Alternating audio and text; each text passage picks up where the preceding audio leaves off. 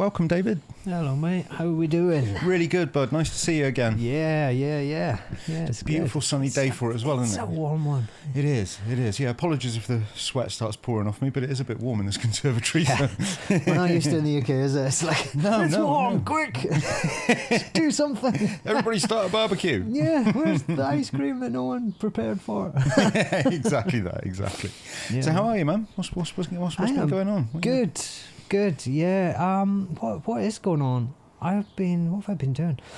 Filming work, I guess, lately, which has been good. So I do kind of background extra work in the film industry, which is kind of a lot of fun and not much stress, which I like. Absolutely. Having been in circumstances with great deals of stress, I know the difference, and I like that. You know, it's stress-free is always the way to go if you can. Yeah, well, yeah. I if you can. The problem, I think, that I've had in the past is not recognising how much stress that has been a major factor for me, and thinking that maybe increased levels of stress is just normal and that's fine, and it kind of isn't. Do you know? And I think it's recognising when the stress jug needs emptying, isn't it? Yeah, And sometimes that pressure can build up inside the. I say jug. I see it more like a central heating boiler. Do you know what I mean? When the pressure builds up and you see the needle going up on the, I see it kind of like that a bit. Thinking about it, obviously, just thinking about it off the hoof. Previously, because I worked in quite high stressed environments, just took it for granted that that's what it was, and that's how it made you feel, and you carry that stress home with you when you get home, and that's what you're getting paid for, to think about things when you're at home and be highly stressed, so that you can be highly stressed when you go back in the morning. Like that's a normal day. Yeah, that's the way it works, isn't it? Everybody has that, don't they? That's just normality. I mean, I guess you would see it like that, wouldn't you? I mean, if the rest of society is walking around stressed out, and they're all going to work, and everybody's stressed out, and you're stressed out, you just think, well, this is the way it is. This is the way it is. And I think it's probably like the boiling frog thing, where you kind of, you're like, okay, we got this, and it increases, and you're just like, well, no, I've got to rise up to meet this stress. I've got to deal with this stress. And just thinking about it, I think, I didn't recognise the impact it was having, and I think maybe that happens quite a lot, where people maybe don't recognise the impact. Perhaps until it's too late, because actually in that scenario that I'm thinking about, where I was working in a particular place, there was an awful lot of stress, there was a lot of money flying around that could get lost if I didn't do my job properly.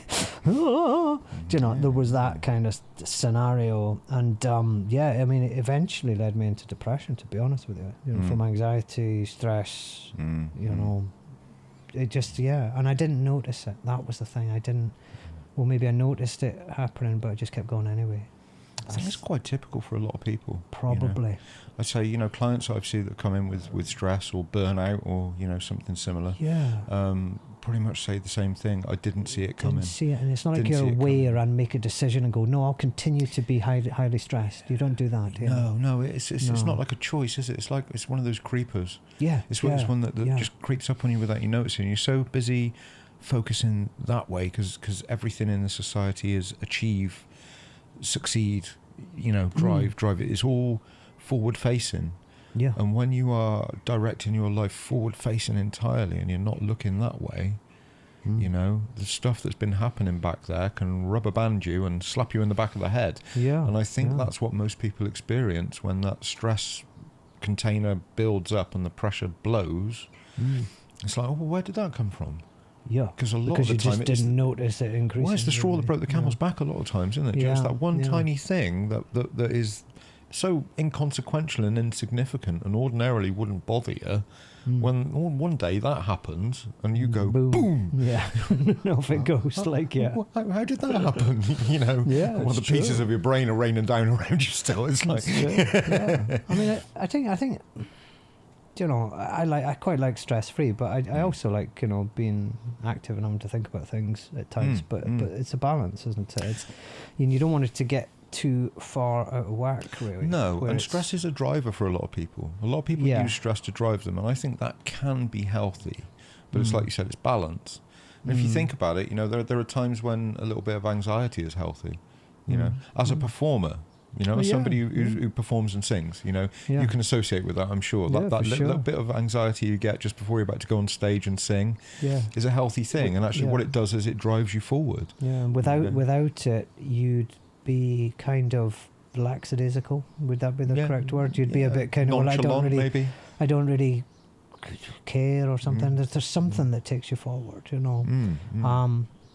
But I think there's also that concept of turning anxiety into excitement, which is a nice little concept. If you can remember to do that in that kind of scenario, that's it's as long as it's not crippling and it's times when that happens naturally. I think the first time you kiss someone, you're really anxious, and then it's like, oh, that was amazing. Yeah, I suppose. And that just happens. You're not conscious of it. I think the performing thing, it's probably good to be conscious of it, because in my experience, because I had to, from performing wise, I think I might have said before, but I was pretty terrified of singing in front of people. It's a very exposed position to be in. It just is.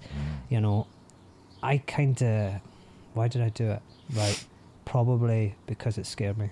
Probably, so you threw yourself over the edge. I wanted to do it. It scared me. Do it or don't. Which one you're going to do? And I went and do it. But it was. What's your experience like of that? Like the first time you did that, like the first time you went and sang, and you felt really terrified. anxious. But afterwards, how'd you feel afterwards? Glad it was over. Serious. That was not the answer I was expecting. I know. Oh, you were expecting me. I was expecting you to go, I felt winner. Great, mate. I felt like a winner. No, I felt glad it was over. Yeah, it's true. That's honest, though. It's true. But I think people have different experiences based on them who they are, and how they go about, especially with performance, how they go about that and how they approach that and what it means to them, and there's multiple different kind of factors. There's a lot in around all of that, isn't it? Yeah, as to what it means to you to get onto a stage. Some people take to it very naturally, and and that's wonderful. Other people, like myself, have really got to kind of push through, really got to kind of fight to do it. It just depends, I think. Not so much like that for you now, though, is it? Oh God, no! I'm cool. Like which is I guess, that's the good side of that story, is it not? That sure, you feel anxious now in a particular situation, but that doesn't mean that situation is going to make you feel like that every time that you do it. And my story certainly is like that now, so I can go and perform in front of however many people you want. It honestly doesn't bother me, whereas before, having two aunties sat in a corner with a sherry would scare the shit out of me. Do you know? Serious. Yeah, serious. Just anybody watching. Anybody. Watching, It's just like, it was because it's. Why is I guess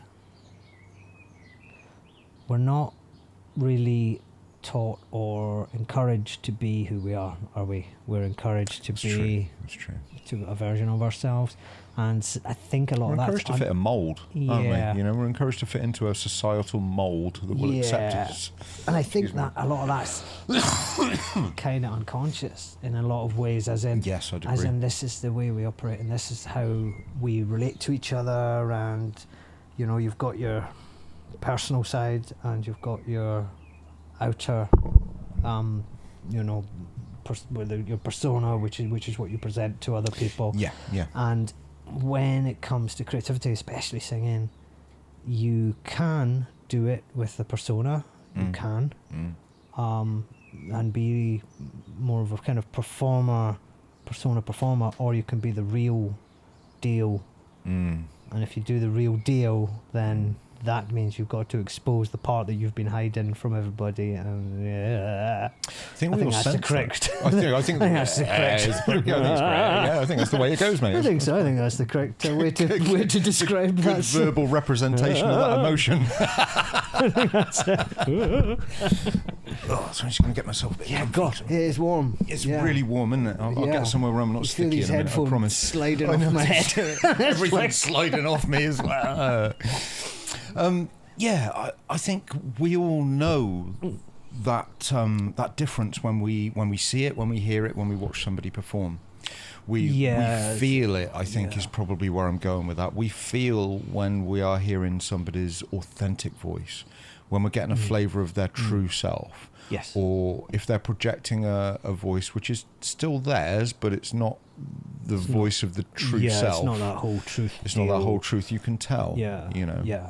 Yeah. And that is our that's in our bones. You know. That's. And I think one of the things is our perception of voices as well that we don't really fully take into account, but we can hear subtle nuances in voices really to a hell of a degree, but we're not perhaps not conscious of it a lot of the time, but we're perceiving it definitely. And sure. There's so much that we perceive that isn't what you would think as in the visually. So you can certainly tell the difference. And it's a I suppose you've got that concept of the tortured kind of artist and and to some degree that's can be true, certainly, in some degrees I think it could be a phase that people go through over quite a long period of time, perhaps, where they're, there's inner turmoil, and creativity is ultimately amazing for that. It's a rocky road, don't get me wrong, it's not easy. No, it's not straightforward. No, but very worthwhile and very rewarding, personally. This is why I'm such a fan of creative therapy, because I think, if to say, it's not an easy road, what you're implying to that is, I think, is from your experience of doing it yourself. Do you know what I mean? I think if you were to use creativity and use that in a held environment, that's a different story, isn't it? You know what I mean? Because you're not standing on a stage with 300 exactly. people watching doing it Dave's way, which seems to be my way is more the, What was it I said to you the my other day? technique. Dave, my book's coming out soon, and it's called "Throw Yourself in the Fire." Absolutely. You'll be all right. Therapy by the Hiroshima method by David Kemp. No, don't do that. I mean, to say you're somebody who doesn't do things by halves is understating it in that respect, And I've said this to you many times before, and I'll say it publicly now. I take my hat off to you for what you've achieved, and it's not been an easy journey for you. No, in the slightest, but it's been fucking worthwhile. And I've left, the thing that gets me, I've got my personal development, which I'm very pleased about. I am extremely pleased about that. But also the learning that I've taken on all through this journey has been a massive thing for me, and how I understand things much better than I ever did before. Human interactions and how we're all. I find that all fascinating, quite frankly. Yeah, me too. I've spent decades just considering it all while working on myself at the same time, so it's kind of been a dual purpose thing. If I think both of us have been fascinated with what it is that makes other people tick since we were kids. It's something we've talked about a lot. It's something we're both interested in. Like, for me, it's like I can't be here without considering all this stuff. It's like I can't. It's like I can't switch it off really and kind of just live but I think you just accept that. That's okay. That's fine. It's not for everybody. That's fine as well. It's all fine. Absolutely. It's like, absolutely. But on my journey has been this. It's been throwing myself into things that scared me a lot, and there is value in that. You need to be cautious to a degree, and it's better to do it with support. I would certainly say, but it's not impossible to do it on your own.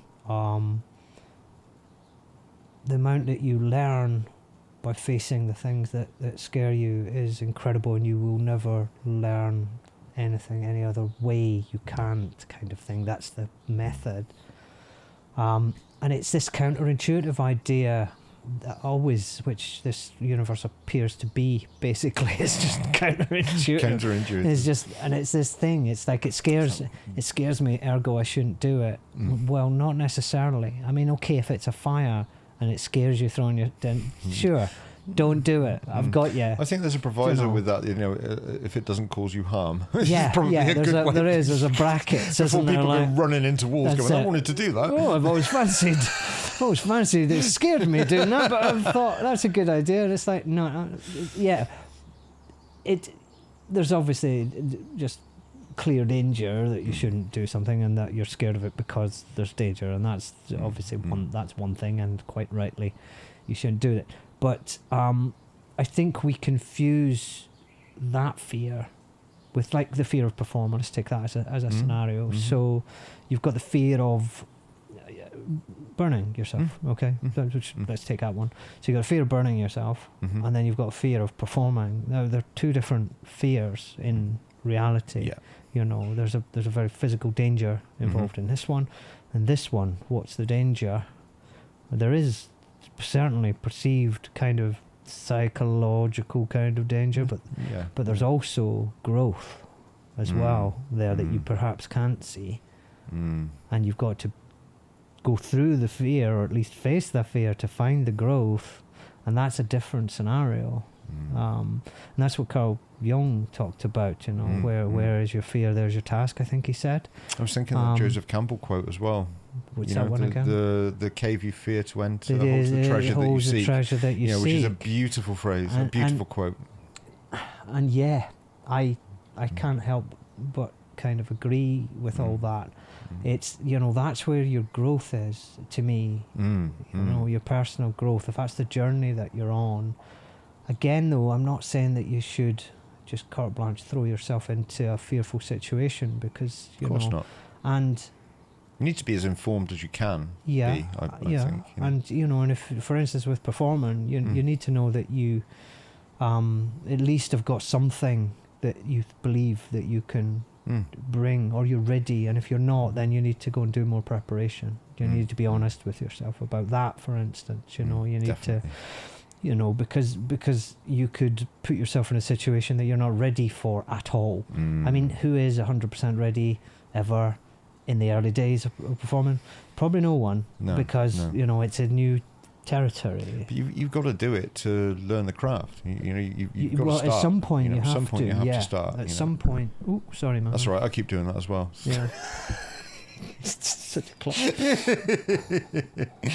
Oh. Yeah, at some point you and and it will probably always be too early. It will probably always be like, and then there's a trick involved with that as well, which is you could have I had a horrendous performance the first time I performed. That's why you were glad it was over. Did I tell you? I think you did. Yeah, I think about you did. that. I'd hardly done anything, and there was a terrible monitor. You couldn't hear yourself singing. Well, it was feeding back, so everyone just kept turning it down. And I just left it to everyone else, because I didn't know what all this equipment did, or microphones and stuff. I was just like, I don't know, and I'm terrified, so I'm just going to be over here, and you just tell me, and I'll come. And the band was loud, because there was like a 3-piece horn section, a rhythm section, piano, and guitar. Wow. It was a big band in a small space. And then there was me, and I just... and it was just like... It was like... It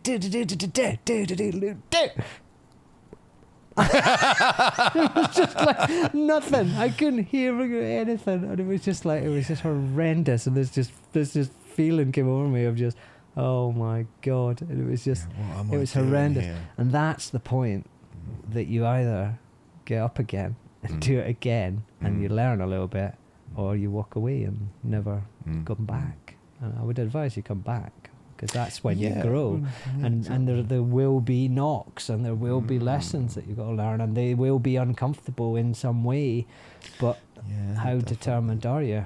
I mean, is the question, how much do you want it? But it is. It's like, how much do you really want to do this? And it's because... So I think some people's journey is a lot easier, and it depends on who you are and where you're coming from and your history and lots of different factors. We all have the same things to conquer at some point in our lives, though. Do you know what I mean? There's still that fear of the unknown to get over, because we all have that to deal with at some point. You know, we all have anxiety to manage. We all have fear in some way to conquer. And I think that's an interesting point, because until I was told that, I certainly didn't realise it. Do you know what I mean? Actually, do you mean that other people may well be in that scenario as well? Exactly that, yeah. You know, we all have that to deal with, and I think that's an important thing to understand in terms of like normalising things, you know, normalise, because like you said at the start of this, you know, you used to think it was only you feeling that way, you know, or I used to think it was only me feeling anxious and feeling worried about things, and over-analysing, and, you know, I used to think that was just me. I think a lot of people think like that though as well, that they think it's just them and everyone else is doing just fine, and everyone else seems to have got this, and everyone else seems to understand the way the world works, and it's like, I'm fine because I've got it, and you're the only one that doesn't. And that's not true in any way, because I could tell you that there's nobody on this planet that understands what the hell is going on. Just nobody. But this conversation with Rob from Dudes and Dogs the other day, and he made the point of saying, you know, a lot of people seem to think I'm sorted because I've started this organisation, and, you know, they think I'm like almost like some sort of mental health guru or something, you know. I was like, you know, people think the same about counsellors, but you know, the truth is we're just all real people. The only difference is that I've had some mental health training, and so has Rob had some mental health training in a different way, like coaching, mentoring kind of stuff. So the only difference is we've had some mental health training, and we in some way or another are driven to help other people. That's the only difference. Other than that, we're the same as everybody else. Exactly. You know? It's amazing. We do have that kind of perception, I think, and it's a kind of built-in thing. It's probably just lack of information, where, or maybe we just assume a bit too much that people are in a better scenario than us, but we forget that everyone's got stuff going on in the background, no matter what it is and at what level, and some things that won't affect me perhaps will affect someone, and vice versa. You know, so there's an awful lot happening there, and because of the nature, which is getting better, I have to say, but the nature of our society again, you know, I met someone recently on a film set, and we in fact, two people on the same film set. It was really good. It was I always look for there's always someone interesting I'm going to meet, and I kind of go with this. I said to this girl, we chatted for a couple of hours, and I said to her last night, I said to myself, I wonder what interesting person I'm going to meet, and I was like, here you are. It's like, and it was we suddenly just had this you know, ability to talk. It was like, okay, no, we understand each other, we can kind of, you know, and so society has changed in that regard, where the people are a lot more open, and it's sometimes, you know, it's still growing. Absolutely, and that's a good thing, because but on the whole, I think a lot more open. From where it was, I mean, I told you when me and Al went out and did that first street interviews video, how shocked we were that the people actually wanted to talk to us. Yes. Do you know what I mean? Which is wonderful. I'm still shocked and amazed that people listen to this podcast and watch it. You know, it amazes me. You know, because for me, I'm just doing what I do every day, talking about mental health, and, you know, meeting interesting people and having interesting chats. You know, and I'm still amazed that people are interested in that. But even more shocked and amazed that people wanted to talk to us about mental health, and not only wanted to talk to us on camera about mental health, shared so much that we ended up cutting parts of the video out because I didn't want to share so much of their lives, you know. You know, and I think that's fair enough. But actually, the amount of people shared is isn't it interesting when you give people the opportunity to say, you know, I mean, I think I'm a bit of a different scenario, because I've been at this game a long time, as you know. So it's like I've been quite open for quite some time, you know, and my life has led me on this massive journey, and, you know, I'm quite happy to talk about it, and that's great. But again, even I don't really see how, you know, willing people are really, you know, to kind of open up about things, and that's really positive. That's really, it's wild. That's really hopeful, because you know, that gives us the potential to build something a bit stronger. You know, I mean, it's no one's fault, but the idea of the persona, it's well understood. It's your presentation self. You know, here's my acceptable self. You know, and we all have one. Well, absolutely, and it's like when I go out here I am, but really, hopefully you would be hoping that you would get a society that was much more towards, here's my real self that I'm presenting to you. You know, there's always going to be things that you either don't want to talk about, you're not in a place you can talk about, or anything like. There's always scenarios and stuff, but you would hope that we get further away from the more the shop front society and more, well, what's kind of happening in the shop, rather than what are you showing me, you know, the fancy cakes that you've got in the window. That just reminded me of something I picked up from someone in one of my training groups. Emily told me, and I can't remember the name of the book, but I remember the concept, and the concept is that we all have a public self, a private self, and a secret self. Now, I would say these days, in this modern society of technology and interconnectivity and global communication and everything, I would say that in this society there is no more private self. That is now becoming public. Yeah. So what people have left is their secret self. Okay. And we all have that. And those are the I don't know, skeletons in your closet, if you like, the things you don't really want to talk about too openly, maybe things that have hurt you. Doesn't it also cover a part you might not even be aware of yourself? Yes, I was coming on to that. Yes, right. Exactly. Okay. Yeah, because that's interesting. Brilliant. That's interesting, isn't it? Yeah. It's a part that you... You're reading my mind. Yes. It's another one of my many talents. It is. Well, welcome to my brain. Good luck. That's what you were thinking. But no, I think it's an interesting concept, because years ago that private self would have been much more confined to family and like closer members of the community, extended family, like friends.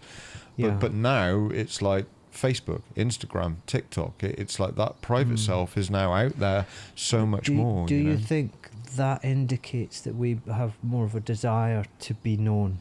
Yes. Or understood, perhaps? Oh, mate, this ties in so much to this conversation I had with Rob. Identity. Right. Identity. People want to be known more because everybody is struggling for a sense of identity. Okay. Because there is no sense of identity in this sick society. Actually, no, I'm going to rephrase that. There is a sense of identity. There's a dwindling sense of identity in this sick society. True identity. True identity, connection with true self. Okay. Finding out who you really are. Yeah. What makes you tick. Yeah. Which is that's, to me, that's where the interest lies. I mean, it's like, what am I about?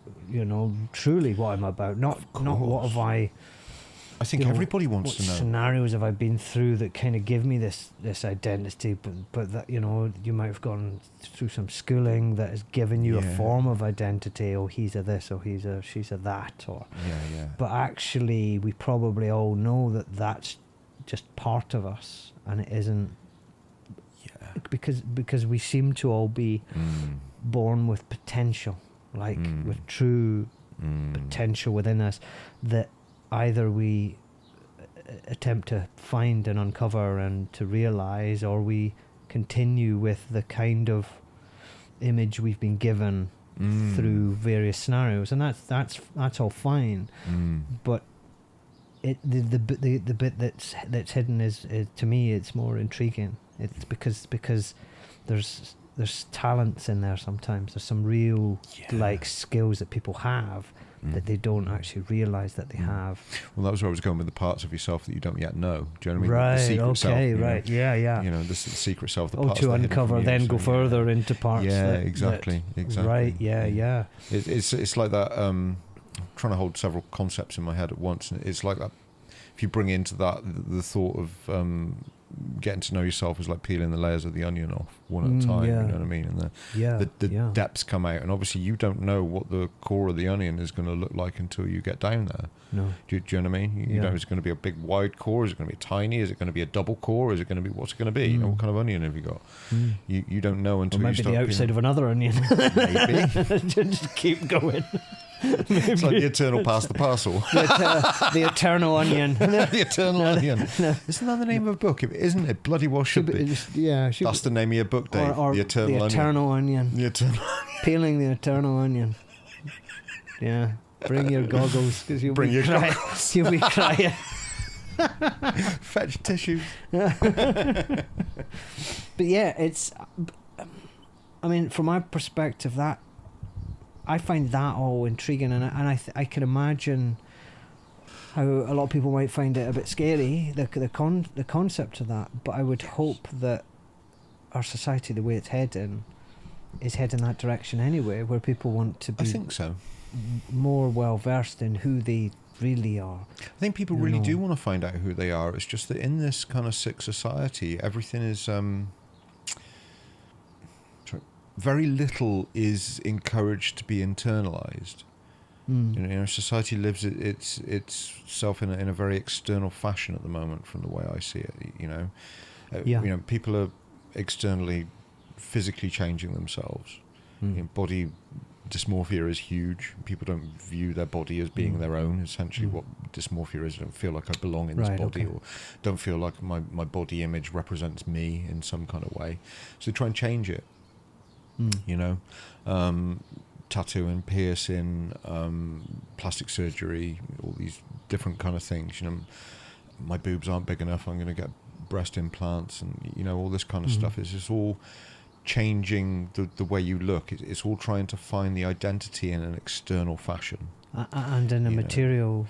And in a material way, because society encourages materialism. Yeah, but exactly. That's materialism, which essentially says that all you are is that body, and you are a mind and a body, and that's it. So therefore, that's what you've got to play with. Yeah, exactly. Now, of course, the body is part of your being. Smiling, because what happens when you have a breakdown is you have a big dose of existentialism, and all the materialism vanishes quite quickly. Big dose of existentialism. Big dose of existentialism. Prescribe him a dose of...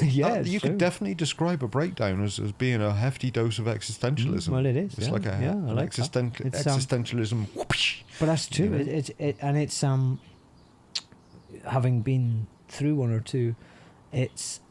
Just one or two. Just one or two. Yeah. It's a falling away of the ideas about yourself, in my experience. Is a lovely way of looking at it, and I love the fact that you use those words, a falling away of. Yeah. Because I think that's a really, really lovely way of looking at it. Yeah. You know? And that's okay as well, by the way. Yeah. Just to jump in on there, because again, I think I maybe said on the last one that we perceive things like breakdowns as, you know, just a horrendous event. Yeah, I did talk about this last time, didn't I? And again, you know, I just reiterate that you can frame it differently than that. Yeah. And you can just see it as the end of a phase. Yeah. And a falling away.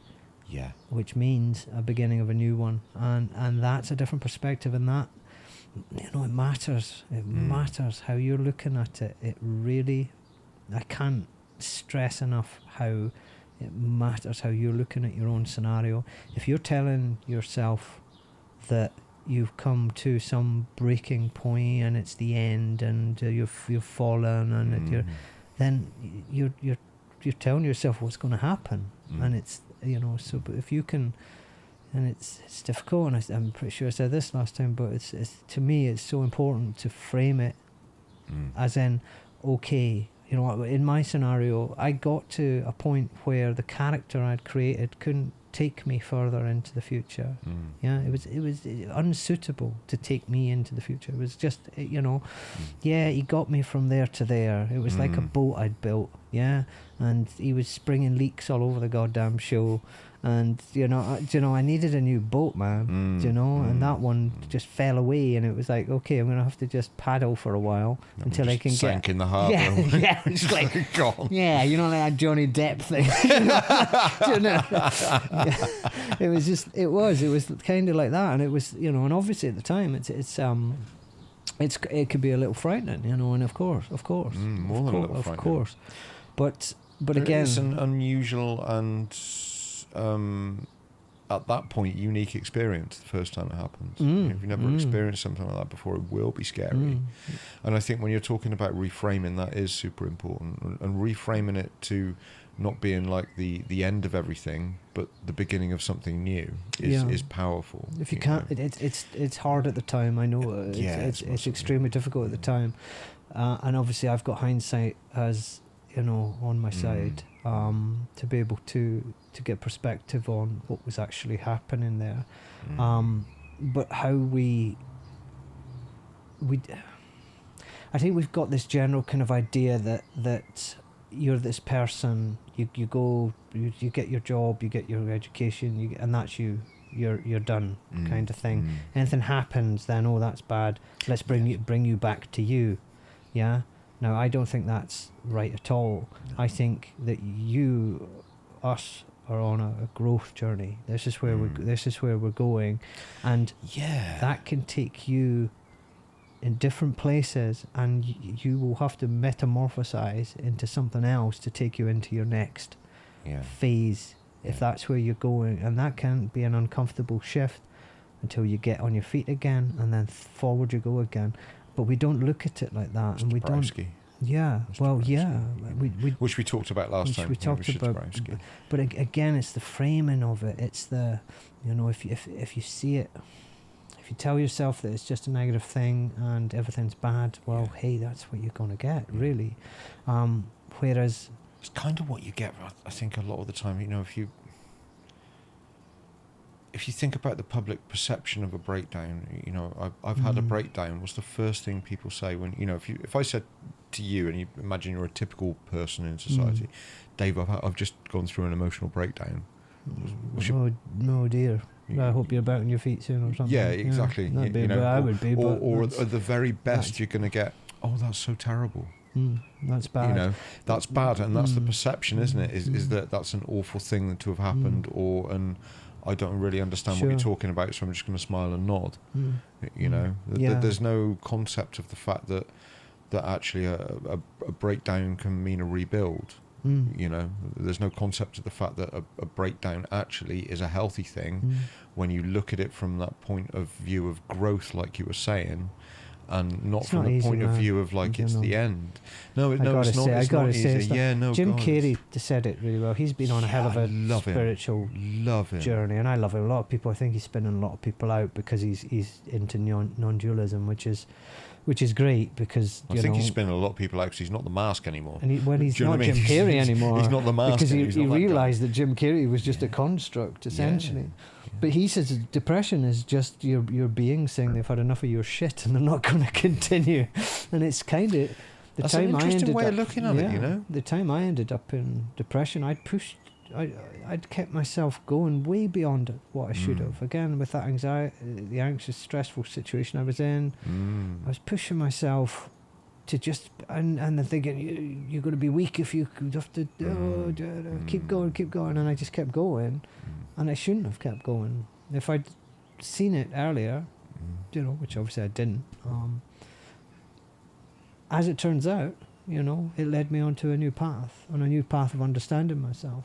So, hey. Yeah, you can't argue with the outcome. How can I say that it was the wrong thing to do because of where it's taken me, and it's taken me to a place of far greater understanding about myself, and isn't that where we're all potentially trying to get to? Is to understand ourselves a bit better, and to adjust in accordance with that understanding, adjust to a new way forward. But you're right. It is fear that quite often holds us back. Do you know what I mean? And it is that fear of, in the middle of a breakdown, it's that fear of, oh my God, am I going mad? Am I ever going to come back from this? For sure. It's that fear of not knowing what's going to come next. There's always a fear, isn't it? That's holding us back. And it's understandable at the time, especially if you haven't had any experience of that in the past, and suddenly there's a kind of falling away of the person that you've been and perceived yourself as. And then all of a sudden there's more to you that you weren't really aware of, or sort of is now available to you, and that's it's a confusing time for sure. But it's also, again, I don't want to stand like a stuck record, but how you're looking at that just so matters. It just, and again, from my point of view, I see myself and have done for many years, I'm on a journey of self-discovery. That's what I'm doing, do you know? And I took that frame of mind on after other frames of mind that just didn't work out for me at all, and it's taking on a different shift, and it allows you to get a different perspective quite quickly when things happen, and think, okay, I see what's happening, and I can learn, and I can grow, and I can change and move and go in this particular direction. And I find that highly beneficial. I really do. Maybe not for everyone, I don't really know. It's hard to say. I mean, everybody's so different, and we all have different needs. And I think, you know, like you sort of alluded to earlier on, I think different people have different experiences of mental health. You know, if you've lived a life where you haven't had much mental struggle or trauma, or, you know, anything, or in your family, or in your family as well, yeah. you know, essentially, if you've grown up in quite a healthy family, you're not going to have these huge struggles necessarily, you know, but there's still the struggle that everybody has of get to know self. Or if they do come, they might be a bit alien if you've never had any, exactly, you know, close contact with anyone in that scenario. Although that's probably less likely these days, I think. I think you so. know, I think with the internet and the spread of information and the death of the stigma of mental health, and yes. So that it's. You know, you've got the concept that the mental health issues are on the rise, and I certainly believe that they are. Yeah. But ultimately, you can see that as a sign of the need for us to change, collectively change what we're doing here. Yeah. And that looking at me with the stressful, there's only so much you can drive human beings. There's only so much you can take from them. There's only so much you can demand from them to be a particular person before they will reach a breaking point, because ultimately we do have a true self. We do have our being and our essence and our authentic self. Yes, you know, authentic is a great word. That's it. Which is the thing that connects us. And if we're not in there, then what are we doing? And it's almost just like a matter of time before things will start fracturing, because we're not sitting in the honesty of the human being not relating to each other in the honesty of the human being, because we're being dictated to by external circumstances. So it's you've got to really ask that question: is, well, how long can that continue? Ultimately, how I don't know what the answer is, because you can just medicate people through that and just keep it, which is obviously not the answer. But really, truly, the answer is, what is the best circumstance for a human being to be in, to be able to enable their personal growth, self-development, and connection with others. That's the question in my mind. So we need to think about it. Right, okay, so let's ask that question. Are we doing that? I could quickly answer, no. We're not doing that. Okay, so don't you think we ought to perhaps do that? Yeah. And it's and this is, I think, a society, anything that's got to come after this has to be asking those questions. It has to be understanding, not seeing human beings as machines, which is basically where we've ended up. Oh, you can do that, so you go and do this job and do this, and here's your time slots, and you're finished at this time, and that's treating a human being like a machine. Yeah, it is. Rather than relating to the person and enabling their growth, and it's backwards, because we're putting again the idea of economics and the idea of the system before the human, and the human needs to come first, and the systems need to serve the human, not the human serving the system. Corporations having human rights is just insanity. Do you know what I mean? Corporations are insanity in themselves. Yeah, but having the same rights as humans in some ways is just insane. How can that be? Yeah. Well, I know it's all tied up in corruption. I know why it happens, but it's just you think about those words. A corporation, a money-making machine, has the same rights as a human being. It's like, what? how do we get there? Yeah. Do you know what I mean? And then there's fundamental issues with corporations, which is that I might have talked about before. I can never remember if we talked If talking we or talked about it on whether the phone or whether it was I don't know. I'll say it anyway. But yeah, your fundamental issue with a corporation is that it has no morals and it has no feelings.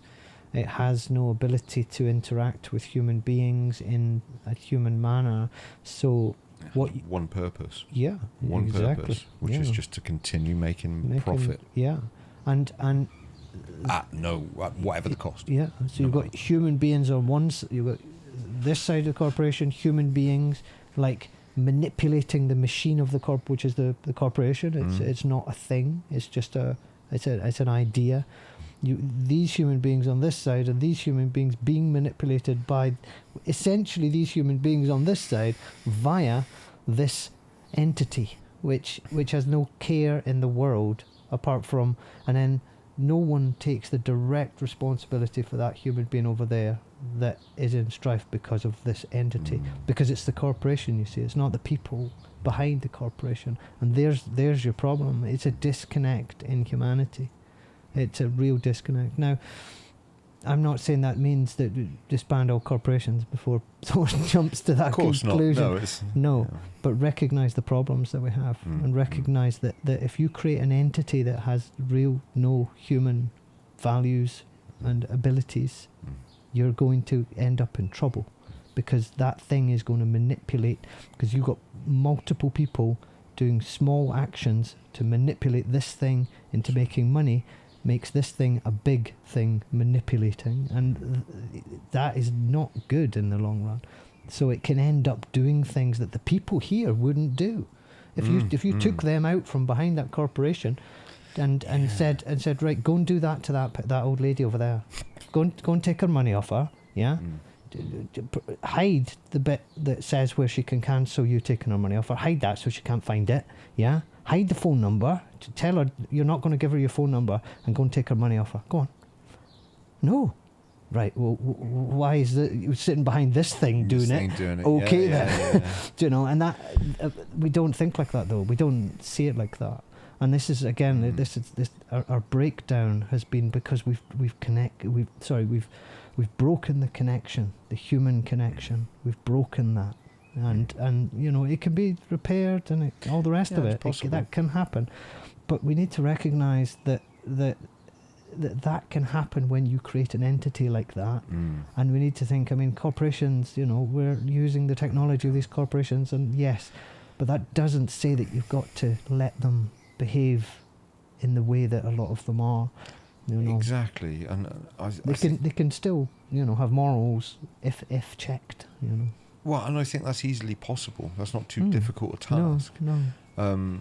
Quite how we get there, I'm not entirely sure of the pathway on that. But But you've got to prioritise the human. You have to prioritise the human, which is what that's got to be the first step. Is changing the fundamentals of the system.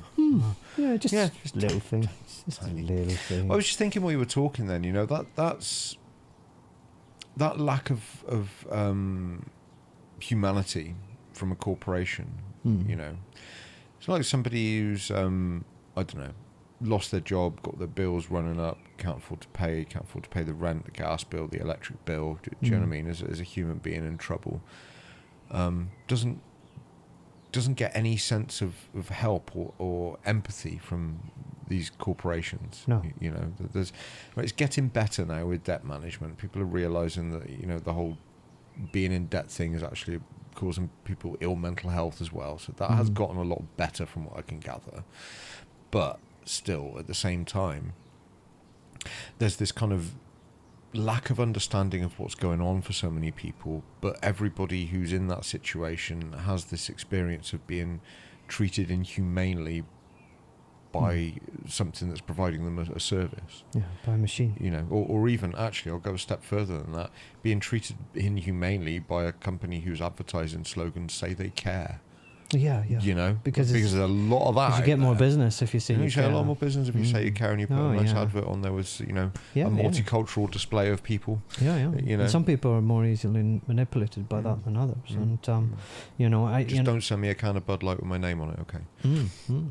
And it's like you know, I always think that they shouldn't be allowed to advertise. What they should be allowed to do is the board, the actual board of that company should be the people that are doing it, because what you know, it's manipulation. Of course, it's classic manipulation. You get someone with the friendly voice, you know, you get a script and you get them to target a particular person and speak to a particular person in a particular way that you get the response that you want. That's just manipulation, you know. And it's like, oh, well, it's advertising. Yeah, that's a nice name for manipulation. You know, and it's like, can we just call it as it is? And it's like that. I mean, that's business, and that's what keeps everything going. And yeah.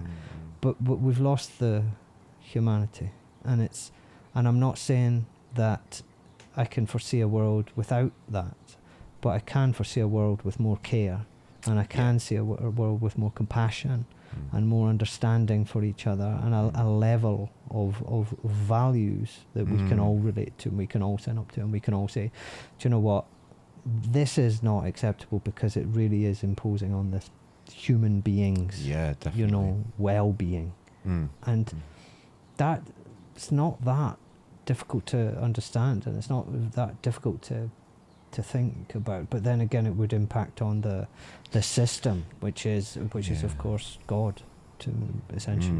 You know, that's. I mean, that's got to be one of the biggest, if not the biggest, thing that is affecting people's mental health in society. Yes, is that lack of humanity. Yeah, it's disconnect. I'd say absolute disconnect. I'd say that's probably the biggest thing affecting people's mental health. Yeah, and I think lack of connection.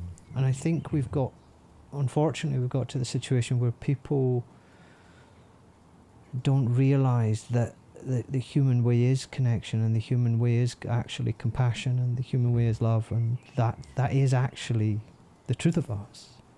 And it's got so bad that that's almost like, oh, that's just airy-fairy nonsense. Human beings are really bad. Human beings do this and human beings do that. And it's like, you know, if you take a dog and you train it, you don't train it, and you treat it in a particular way, it will turn out a particular way, do you know? And if you keep it in a particular environment, it will turn out a particular way.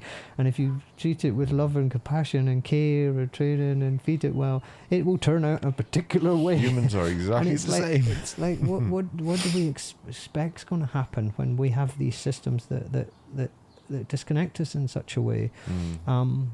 Again, I'm not saying that you have to go to the extremes and shut everything down. That's definitely not what I'm saying. But what I am saying is that we need values, and we need to sign up to values, and we need to stick to values and enable connection with people. And that will, you know, improve people's mental health dramatically. Dramatically. It's a lot of people just feel so isolated, just completely alone and isolated.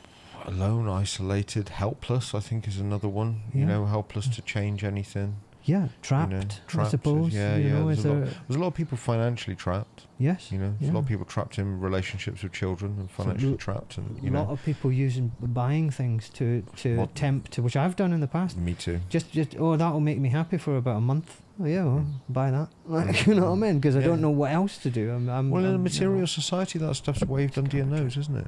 You know, it's waved right under your nose for you to. Yeah. You're suffering with, you know, lack of understanding about who you are. Buy a car. Yeah, exactly. You didn't know you needed a Tesla, Dave. Don't you know you can have it in blue? Like, you know, that'll sort you. And it's like, but I think that. But it's short-lived is the point. It's short-lived. And I think that is running out of steam in our society as we speak. I think people do it consciously. Yeah. I've done it consciously. I've kind of gone, you know, I used to play guitar, and it was like, I'm having that guitar. I know what I'm doing. Yes, I know what I'm doing. I'm buying that guitar to make myself feel better. Yes, I am, but I'm still going to goddamn do it. And that's progress in a lot of ways, because before it used to be we just do it and, you know, not really realise what we're doing. That big red Gibson you had was gorgeous, though. It was beautiful. It was beautiful. Yeah. Was it 335, 337? I can't remember. 335. 335, yeah, it was a gorgeous guitar. It was a lovely guitar. I probably would have bought that to make myself happy, and I don't even play guitar. I want a bass. You know what I mean? I want a bass now, but I'm looking at cheap basses, so it's okay. Yeah, cool. Well, there you go. You see, you've learned this trick of materialism, which is one that I don't think many people do. You know, I mean, how many girls out there have got a wardrobe with clothes in and still got the tags on? Sure. You know, guys as well, I'm sure. But we're kind of inundated with that message. That's the problem. You know, I think a lot of people are trapped. It is the Matrix, essentially. You know, it's the Matrix, and you're trapped in there, and people don't really realize the impact of the messaging and how it is manipulating your mind. I don't have TV, and if I go into a hotel, and I put the TV on, and the adverts come on, you notice it so much. It's like, whoa, man! It's like, and it's like, hey, have you ever thought of new white teas?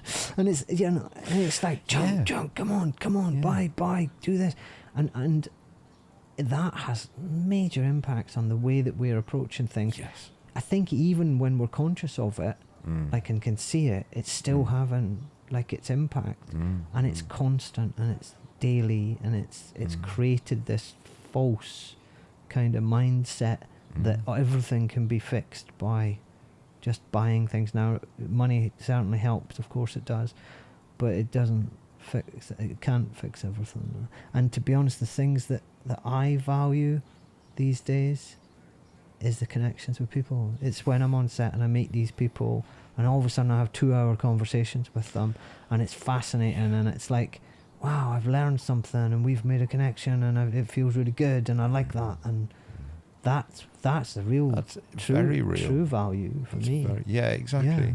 Yeah. And that is something that a lot of people don't have. No, or have access and I to. didn't have. I'll be honest, for a long time. A lot of people who are very, very lonely and very, very, very isolated. Yes. You know. Yeah, and I've been there myself, so I certainly understand that. It's a hard thing, and I've always thought this about social anxiety. Is it's a hard thing to conquer, because the very thing that you want to do, the very thing that you desire, you have a mental block from stopping you from doing it. The thing that you need to do to exactly. It's like we all need love, but how many situation. people in society are defended against love for one reason or another because they've had an adverse experience in childhood? Yeah. You know, either a broken relationship with a parent or an abusive experience, or do you know what I mean? Something like that. You know, and people get disconnected from love, and if that happens when you're a child, you grow up with this confused message about love. You know, and you end up in the situation that, you know, I was in. To speak about this personally for a minute, because I'm sharing this. You know this about me as well. You know, where, you know, I had a broken relationship with my mum, and I had a very confused idea about love while I was growing up. Yeah. And it wasn't until I went into therapy that I actually realised that I was defending myself against love, when love was the thing that I really, really actually just need. You know, and it was such a cruel irony when I found that. It was because it was a confused idea of why am I doing that? Like, you know what I mean? For very good reason, but but also like it's. I remember my therapist suggesting it to me, and me going, "No, there's no way I'll be defended against love. I really love being. I really like being in love. I love love. Why would I not love love?" Yeah, no. I know. Then went away and thought about it and went, "Damn it, you're right. God damn it. God damn it. What am I doing?" Yeah, for sure. It's But finding that and going through that, you know, and I because I always think sharing something should have some value. Finding that for me and going through that for me was amazing, because it did actually open things up for me, and it allowed me to love fully and completely. Because it was me that was holding myself back from that, you know, and realizing that and coming out on the other side of it, you know, and things like that. It just goes to show there is hope. You know, like your story. You know that there is hope. Absolutely. You can start off in life with a terrible start. An awful start, the most undesirable start you could think of, you know, and you can make it into whatever you want to. Yeah, you certainly can. Yeah, I'm getting rid of that cushion now because it's way too hot. It's just warm. I'm just dying here, mate. Shoes are coming off as well. I think the tendency can be to accept your lot and think, do you know that, well, this is me, and that's that, and I think that's a very natural thing to do.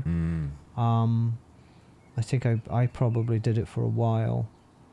Me too. And then what did I when you don't see a way of changing anything, there isn't really any other view, is there? Do you know what I mean? It's not like you've got another... Do you know what I did? I was just thinking there what I did, and I became interested in myself and what I was about. That's how I moved. Curious. Was being curious about myself and why am I isolating myself from everyone? Why am I doing this? Do you know why if I feel so alone? Why is this happening? Why? And I started asking questions about that's what it is I think you can externalize it and kind of go, oh well, I just need to do this and I need to do that, but I needed to understand why I was doing it in the first place to get to the bottom of that, to be able to then go, well, I don't. Yeah, I can see that mechanism. I can see what happened here. I can see why I've ended up in this scenario. All right, okay, that's great, but that's not where I would like to stay. So I'm going to start making moves into this kind of scenario. But really, it came from the inner look to understand why why am I doing this. What was it that got you to that initial why? Do you think? Do you think it was just sort of recognising the pattern and being like, oh, I'm going around in this loop again? There was there was a particular loop, a big thing that had happened twice, and on the second time, the first time I was confused. I didn't know what was going on. Years later, it happened again, and I went, why is this? Why am I behaving like this? Because this is the second time, and things didn't work out well the first time, and I've just done it again. And it's like, what are you playing at here? What's going on? And it's like, that's what led me was because I'd ended up in a scenario I didn't want to end up in, and it was because of me. I think that's to be just quite frank, that's what had happened. Completely it was just, associate with that. It was me that did it, like your thing. It was like, and I was like, and I was confused. I was like, okay, what? And it, and it was like presented to me as in, well, look, that's the same thing that happened there, and you didn't want that to happen, and you didn't want this to happen either, did you? So what's going on? It's like, so I had to ask some questions of myself, and that led me on a journey. Sure. I mean, who does that? we all know about the journeys we weren't expecting. That's a good one for you and me. That is, I think. You and I, if I was speaking properly. I and you. I and you. I and thee. Thee. You got to talk like that if you're going to say thee. Well, I was going to say, I think that's a pathway that a lot of people find into that. It's like that first avenue into self-discovery is spotting one of those incongruent moments where you're like, hang on, I've been here before, and I'm pretty sure that this thought, feeling, behaviour, situation, whatever, went the same way last time, and that doesn't appear to be like it's good. So why is that happening? Why am I doing this? I think, why am I doing this? It's that little turn, isn't it? Do you know what I mean? It was for me, for sure. Yeah, I had to face some stuff about myself. I had to look and go, exactly. Oh dear. And I think there's a point. We talk about this in counselling training. We talk about you've heard me use this phrase before as well, the locus of evaluation.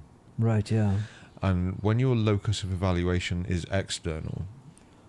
I know, isn't it? I'm sweating off of my eyelids, David. I know. I didn't know my eyeballs could sweat. Get some air moving. Absolutely.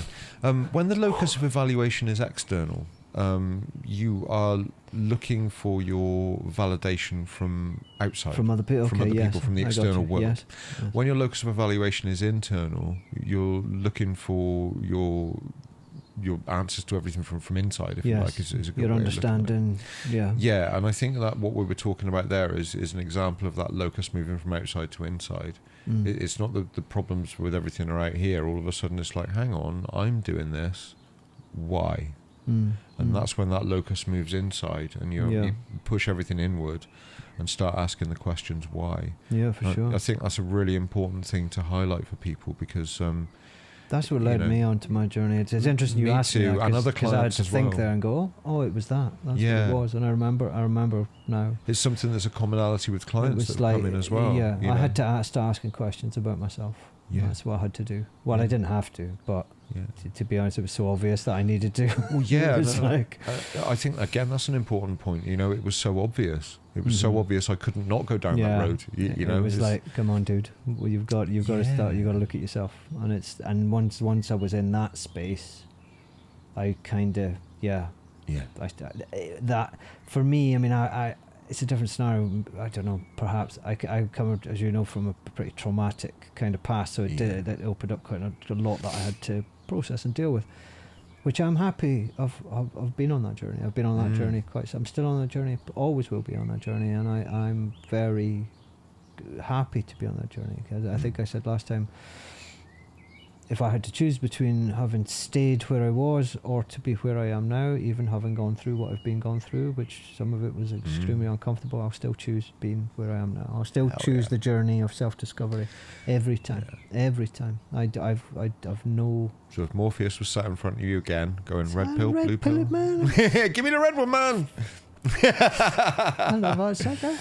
Yeah, no, I think I'd do the same. I think I'd do the same. You know, for all the difficult times I've faced, for all the pain I've felt, for all of the trauma I've experienced, I wouldn't change this journey for a minute, because without all of that, I wouldn't be who I am. Isn't that, you know, isn't that it is. But I can look back and now and see that this version of Rich here now is a collection of all of the experiences and everything I've kind of been through. I suppose all of my experiences from the past. Yeah. You know, that's what makes up the person I am. Whether the learning that you've... Well, whether they were good, bad or ugly, they've all carried learning, you know. And I think that's the point. And, you know, think about, like, what's the point of life? I think the point of life, as far as I can work out, I'm willing to be wrong, the point of life is to get to know yourself. You're born with nothing. You get to know who you are, and then you leave. And I think in amongst that getting to know who you are is growth. That's a big part of it, you know. Absolutely. It's interesting when you think about what's the point of life. I think that for me is the point of life, is getting to know who I am and growing, learning. And you hinted just now, I don't think it ever stops. No, it doesn't. If that's how you choose to view through life, you know. Yeah. But I think when you come out of materialism, when you come out of that, and you come out of this card punching 9 to 5 homogenized society where everybody buys their shirts from Next. It is the Matrix. You know, it is.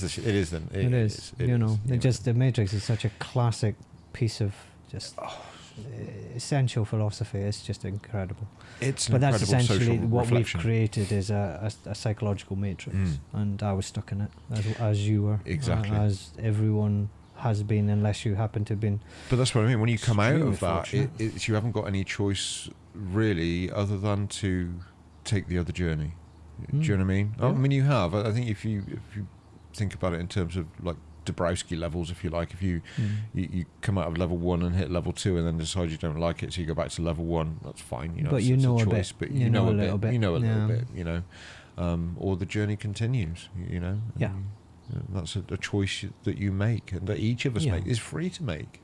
Absolutely. You know, there's no right or wrong. I'm not saying anybody's wrong because they you know, chose to go back or whatever. It's absolutely fine. No, what everyone's doing is probably what they ought to be doing, quite frankly. I think so. As long as you're being true to yourself. Yeah. I think if you're being true to who you are and you're not hurting anybody else, then crack on. You know,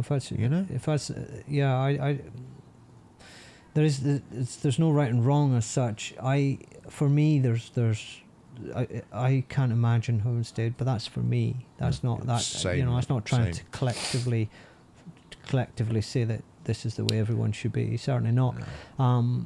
But I can only really speak from my own experience, and I'm happy for my experience. I'm happy for the decisions that I made to start self-inquiry, because you can understand why people go back. Oh God, you know, yeah. You really can, because it ain't easy. It's a tough journey. But it's so rewarding. I quickly add. It's so, you know, and you go. It's almost like it's almost like a physical journey across, landscapes, and sometimes you're climbing mountains, man, and other times you're sliding down the other side, and it's like, and sometimes you're on the beach, and other times you're in a thick freaking forest, and it's dark, and it's, for sure, but I think... And then there's, sunny beaches and a little oasis in the desert, and for sure. There's beauty in it as for sure. As, Yeah, absolutely. And I think it's one of the problems that we perhaps have fallen into as a society is this need to seek comfort, and it's a natural thing for us, but it also comfort 24/7, and we don't want anything untoward coming into our life. That there's no growth there. Yeah, there's no growth there. And okay, you've got big slippers, and and everything's just brilliant. Is it really? Well, because I don't think people my are growth happened in the pain, man. I hate to, Yeah. That's where it came from. Well, yeah. That's it's yin and yang. not for everybody, really? But it's yin and yang. Yes, you don't get darkness without light. You don't get pain without pleasure. You don't get you don't get the two opposing forces must meet. But we've ended up where we're not seeing the value of the dark, where we're I think anyway, in general, we're seeking the light and the comfort. Well, it's bundled in with the fear, isn't it? All the dark stuff, the idea of bad thoughts or a bad part of you, or do you know what I mean? And it's all bundled in with that idea of fear. To be suppressed. Something to be suppressed, and something to definitely not be looked at. And I think there is that idea of fear being very overarching in a lot of the decisions that people make. And that it's that fear of the unknown, and also as well, why would you put yourself into an unknown place that is potentially scary when there's this nice comfortable life over here where you don't have to make any effort? Yeah, for sure. And you've been brought up in that life where you don't have to make any effort, and you've had everything put on a plate in front of you pretty much. You might have had to work hard to work hard to get some qualifications, or all the rest of it. And I don't want to put anybody down for that, because that's fine. But I think that maybe that's your journey. Different, but I think that's a different working hard to the working hard on yourself. Working hard. Yes. Very different. They're different. Yeah, they're different, and it's easy to see why you would avoid it if you could avoid it. And but isn't it maybe that I couldn't avoid it, so therefore that was my journey. I couldn't, so therefore it's like it's almost like, did I make that decision? I don't really think I did. Probably not. I think I made the decision to keep going, to just keep going and keep going. Yeah, fair enough. But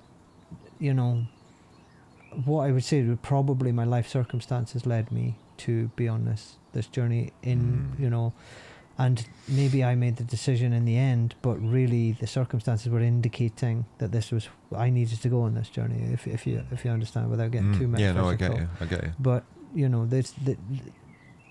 it was like, you can't continue like this. Okay, here are your options. Okay. Right, now make a choice. Now, are you sure that's a choice? It doesn't sound like a choice. No, it's a choice. Just make it. And it's. But again, it's a loaded choice, but loads of choices are fine. But for me, I made a choice. But it was a. It kind of wasn't a choice. It kind of wasn't a choice, because it was like you can stay like this and know that there's stuff that you need to resolve that you're not resolving, and just stay there your whole life. Yeah. Or you can come and get on this boat, which is leaving the dock, and we're going to go over that dark place, and God knows what we'll find. I think that's a very real decision for a lot of people. Yeah. Again, though, the dark thing is the unknown, and it's not necessarily, it can lead you to wondrous places. It's it can. I don't want to make it sound too. No, but if you look at Jung's shadow work, if you look at that's not all. It's not depicted as all doom and gloom. Do you know what I mean? And Jung talks about bringing the shadow into the light, which has got very much a positive spin on it. But I think there's this idea of, and it's like so many mental health terms. You see banded around on Instagram and TikTok and social media and all over the place is, you know, come and do your shadow work, and it's like work on your dark side. Come and do Pilates.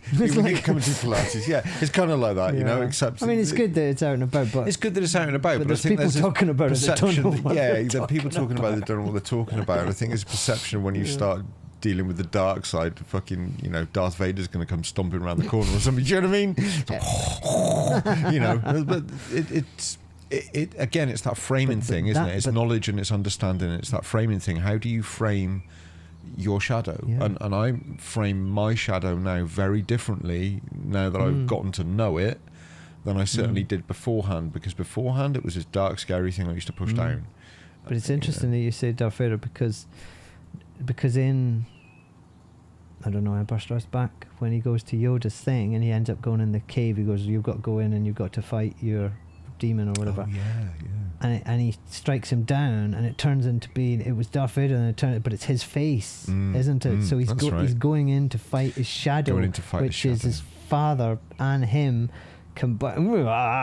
Do you know? Yeah. And that whole kind of people affair. who think Star Wars isn't interesting, they're wrong. They are wrong. And they've got colourful. Yeah, I mean, who doesn't want one of them? Who doesn't want one? I've got one. Yeah, you do. I've got Yoda's one. Not that I'm a geek at all, Dave. No, me neither. I'm very, very, normal. Yeah, for a 2-year-old.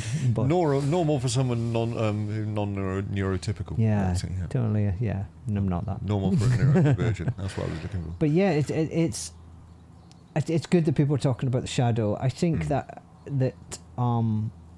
you know, and I'm finding that quite a lot on places like YouTube, is people getting hold of ideas that don't really understand the ideas, and they just want to make a video about it, and it's so there's a lot of information that's flying around. It's great because people have had experiences and they want to share, and that's people fantastic. People are talking about it, but it depends great. On if people are using that to take themselves forward. It's and the quality of the information as well. I would head more for more reputable sources. Like if you want to understand the shadow, like Carl Jung. Yeah. It's I could talk about my experiences. Or absolutely. a mental health professional, or a mental health understanding professional who like understands that, about those things. Absolutely. Yeah. I think personal stories can certainly be useful, but again, we got to be careful. The tendency to attempt to think that because that person had that experience, then it's going to be the same for me, because it generally probably won't be. There can be some similarities, and there can be things you can learn from people's personal stories, and I think that's useful. But your one is your one, and that's unique to you. I think there's something to be said for a little technique that I use when I'm with clients, and this is something I was taught when I was doing my training, is when you feel like sharing a part of yourself, like when the inspiration comes to you and you're in the counselling room and you think, I'm going to tell that client that, stop. And I ask myself, who am I saying this for? Am I saying this for me? That's a good question. Or am I saying this for my client because it has value for my client? And I ask myself that question before I share anything of myself. I stop in my head. I don't go stop in the middle of the room, like freeze, but I just, in my head, I stop it coming out of my mouth immediately. And I ask myself that question. That's a good question. Is this of value for my client? Yeah. Who am I asking What's the purpose of this? What's the purpose of me saying this? And admittedly, 9 times out of 10, the answer is it's of value, and I'll say it, and it will end up being of value to the client, and sometimes even changes the session in some way or another. So it's good. But then there's a 1 time out of 10 where I go, no, I'm not going to say that. Because I'm either sharing something that's too personal and isn't of relevance, or is just something that's been spinning around in my mind and has just chosen to regurgitate itself at that point. Sure. And therefore is of no relevance to the client just a connection whatsoever. in the subject matter Exactly. or whatever. Yeah, but I think when people are sharing stuff and great, you've been through an experience that not many other people have, or you're not aware that other people have, and you want to share that and you want to help other people, that is amazing. That's amazing. Stop and ask yourself that question. And be clear that that's what I'm trying to do when I talk about. I'm trying to say this is my experience, and and it may be, some of it may be relevant to you, none of it may be relevant to you, all of it may be relevant. That's not up to me to decide, but I try and be clear that these decisions that I made and the reasons why I made them. I think it's important to lay out that process, I think. Yeah, and to not think that what we're doing is generalizing and saying, well, if it works this way for one, then it works this way for all, because in my experience, no. That's not the way that this there's no one size fits all mental health. This is not the way it fits together. So it's there's a balance to be struck. I believe so. Probably as usual with most things. Life, it's usually as I've found. There's always a balance somewhere to be struck. Yes. Yeah. So we need to pick a title for today as well, because we said we were just going to start down and have a conversation and pick a title while we're going through. I'm thinking about what we've been talking about. We're talking about fear and self and inner stuff. Inner stuff. We could just call it inner stuff. Yeah. That's awesome, man. Podcast number 8, inner stuff. After all that, I come up with inner stuff. Let's do it. Let's pretend there's a deep meaning to that. It's cool, I spent an hour on my morning setting up the studio, and then an hour and a half of my afternoon recording with you for a title of inner stuff. I mean, I feel valued. Inner stuff. You put a picture of me like that. Yeah, we'll take that photo. We'll just do that to that camera now. I'll take a still. Inner stuff. Yeah, cool. We'll do that.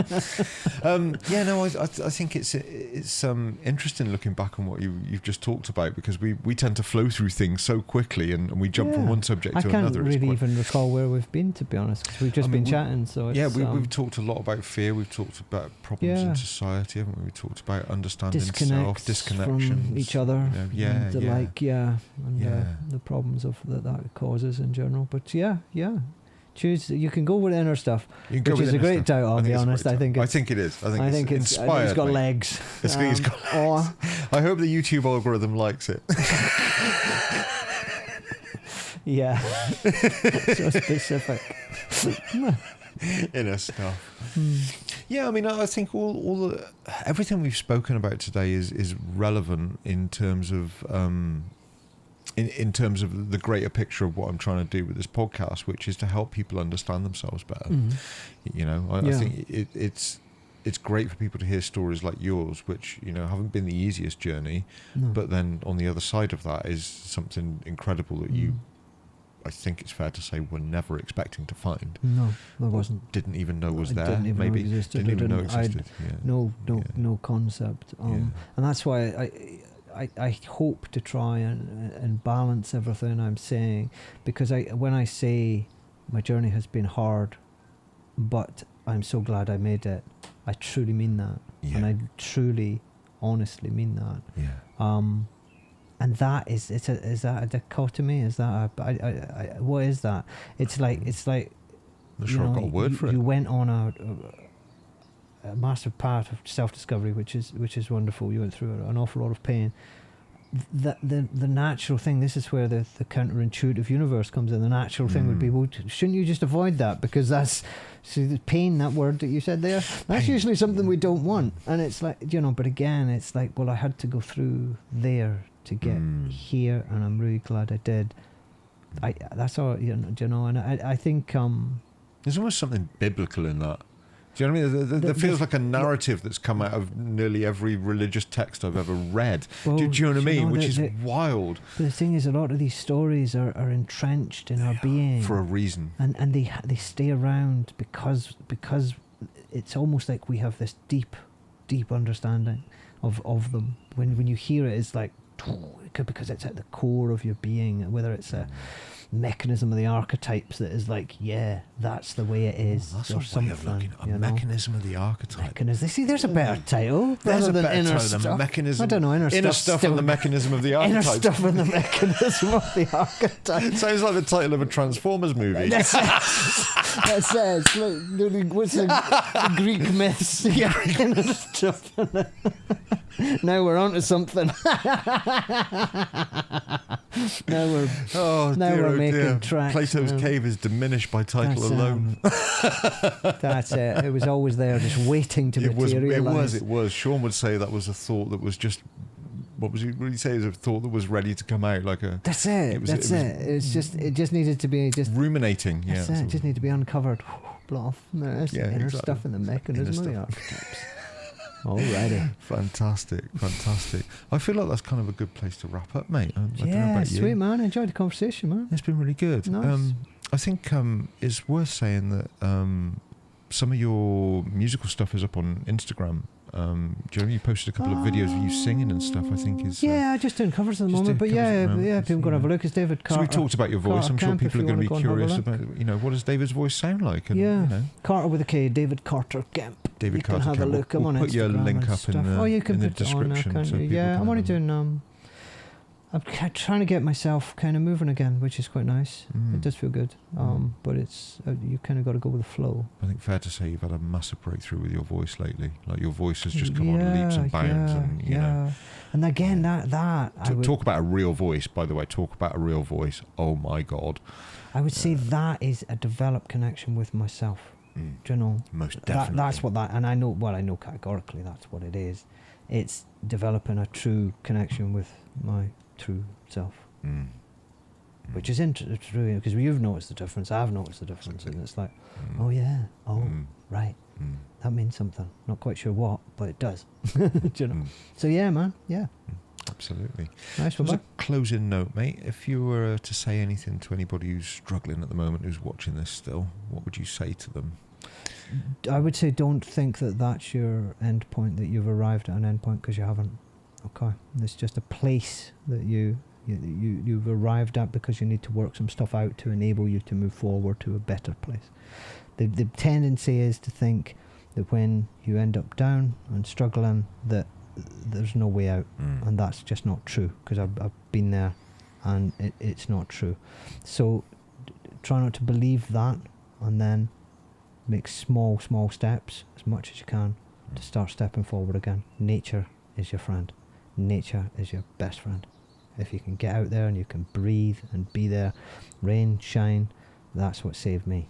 Nature, number one.